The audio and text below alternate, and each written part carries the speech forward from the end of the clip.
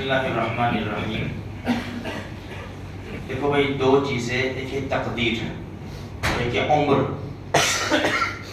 یہ بڑے زبردست دونوں کے مسائل ہیں، اور ہمارا ایمان ہے تقدیر کے اوپر. ہم ایمان مفصل پڑھتے ہیں نا، آمنت باللہ وملائکتہ وکتبہ ورسلہ والیوم الآخر والقدر خیرہ وشرہ من اللہ تعالی والبعث بعد الموت. اچھی اور بری تقدیر اللہ کی طرف سے، ایک یہ.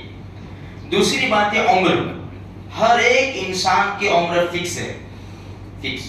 ماں کے پیٹ میں جب بچہ پیدا ہوتا ہے 4 باتیں لکھی جاتی ہے، اس میں سے کتنا رہے گا دنیا کے اندر یہ فکس ہے. اب انسان کیا چاہتا ہے کہ میری تقدیر اچھی ہو. دوسری کہ انسان کیا چاہتا ہے، میری عمر بڑھ جائے. عمر تو نہیں بڑھے گی، برکت ہو جائے گی. ایک بادشاہ نے بڑے بڑے حکیموں کو بلایا، بہت بڑے بڑے حکیموں کو کہا جتنا پیسہ مانگوں گے دوں گا، میری ایسے کوئی علاج تیار کرو کہ میری عمر بڑھ جائے. تو سارے حکیموں نے جواب دیا کہ حضرت یہ نہیں ہو سکتا، یہ تو اللہ کی طرف سے. ہاں جتنی آپ کی عمر ہے تندرستی کے ساتھ گزر جائے، اس کی ہم دوائی بنا سکتے ہیں. ترمذی شریف کی روایت میں آپ کو سناؤں. نبی کریم صلی اللہ علیہ وسلم نے فرمایا کہ دعا تقدیر کو بدل دیتی ہے. دعا تقدیر کو بدل دیتی ہے. ہمیں نہیں معلوم ہماری تقدیر میں کیا اچھا لکھا ہے کیا برا لکھا ہے. مانگتے رہو رب سے، تقدیر لکھنے والے سے مانگتے رہو. ان اللہ علی کل شیء قدیر، اس کو کون پوچھنے والا ہے. جب بندہ عاجزی انکساری سے مانگتا ہی رہے گا، رب میرے مقدر میں اگر برا لکھا ہو تو مجھے بچا لے، اچھا لکھ دے. مانگتے رہو. دعا مومن کا ہتھیار ہے. دعا عبادت کا مغز ہے. دعا سے تقدیریں بدل جاتی ہے. اس لیے خاص دعا کرو، اہتمام کرو میرے بھائیو دعاؤں کا. اور مسجد میں جلدی آ جایا کرو.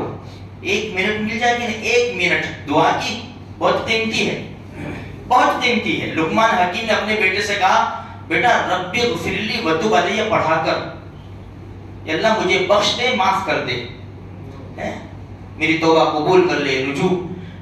کون سی گھڑی اللہ کی قبولیت کی ہوتی ہے ہمیں پتہ نہیں ہے. اچھا اللہ کے رسول نے، میں مسجد میں آنے کی، جلدی آنے کی اس لیے بات کرتا ہوں کہ اذان اور اقامت، اذان اور تکبیر کے درمیان کا جو وقت ہے نا، اس کے بارے میں ہمارے نبی کیا فرماتے، الدعاء لا يرد بین الاذان والاقامہ. اذان اور تکبیر کے درمیان جو دعا مانگی جاتی ہے نا، وہ رد نہیں ہوتی، وہ رد نہیں ہوتی. مسافر کی دعا، مظلوم کی دعا، ماں باپ کی دعا اپنی اولاد کے حق میں. اس لیے ماں باپ اپنی اولاد کو برا بھلا نہ کہے. بس بتا بھائی جانے میت پر حرام کے تیرا جنازہ نکلے، تیرا یوں ہو جاوے. نہیں، کون سی قبولیت کی گھڑی ہے ہمیں کیا معلوم. تو مسجد میں جلدی آ جایا کرو. 1 منٹ بھی مل جاوے نا، اللہ کے ساتھ مانگو، اللہ معاف کر دے، اللہ معاف کر دے، مجھے کسی کا محتاج نہ بنا، بیماریوں سے بچا لے، فتنے سے بچا لے، تو بخشنے والا ہے. میری اولاد کو بھی فرما بردار بنا دے، میرے سارے مسلمانوں کا بھلا کر دے. اللہ لوگ بیت اللہ کا طواف کرتے ہیں، صفا مروہ کا چکر لگاتے ہیں، حجر اسود کو بوسا، مجھے بھی تو لے جا. لے جانے والی ذات تو اللہ کی ہے نا. ہاں اللہ پیسوں کا محتاج تھوڑی ہے. مانگو، رب سے مانگو تو دعا تقدیر کو بدل دیتی ہے. دوسری عمر. دیکھو اللہ کے رسول نے فرمایا اسی حدیث کے اندر، نیکی اور بھلائی عمر کو بڑھا دیتی ہے. یعنی کیا مطلب، عمر میں برکت آ جاتی ہے. بھائی پیسوں میں برکت، تم یہ کرو تو پیسوں میں برکت ہوگی. کیا مطلب 1 لاکھ کے 2 لاکھ ہو جائیں گے؟ یہ مطلب نہیں ہے. جو کام تمہارا 5,000 میں ہوتا ہے نا، اللہ ایسی برکت ڈالے گا کہ 1,000 میں وہ کام ہو جائے گا. اس کو کہتے ہیں برکت. پیسوں کا انبار لگ جانا اس کو برکت نہیں کہتے. جو کام تمہارا 10 میں ہوتا تھا اللہ نے 5 میں کروا دیا. وہ تو یہ 60-70 سال کی زندگی میں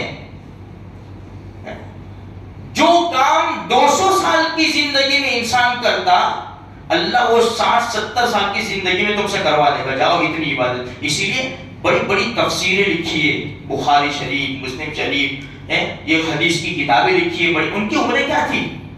50-60-70 سال. اتنی بڑی بڑی کتابیں لکھ ڈالی انہوں نے, اور روزانہ 10-10 پارے قرآن کریم کی تلاوت کرتے تھے. یہ وقت کہاں سے آیا ان کے پاس؟ اتنی ساری عمر 60 سال. اللہ نے برکت ڈالی نیکی کی وجہ سے. تو نیکی سے عمر میں برکت آ جاتی ہے. پھر ایک حدیث میں ہے صلہ رحمی کرو, صلہ رحمی, رشتہ داروں کے ساتھ اچھا سلوک کرو, اس میں بھی برکت آتی ہے, عمر میں برکت آتی ہے. تو میرے بھائیوں, ایک تقدیر, اللہ پاک دعا سے تقدیر کو بدل دیتا ہے, اور نیکی اور بھلائی کرنے سے, عبادت کرنے سے, نیک کام کرنے سے اللہ پاک عمر میں برکت ڈال دیتا ہے. اللہ مجھے آپ کو سارے مسلمانوں کو اس کی توفیق بخشے.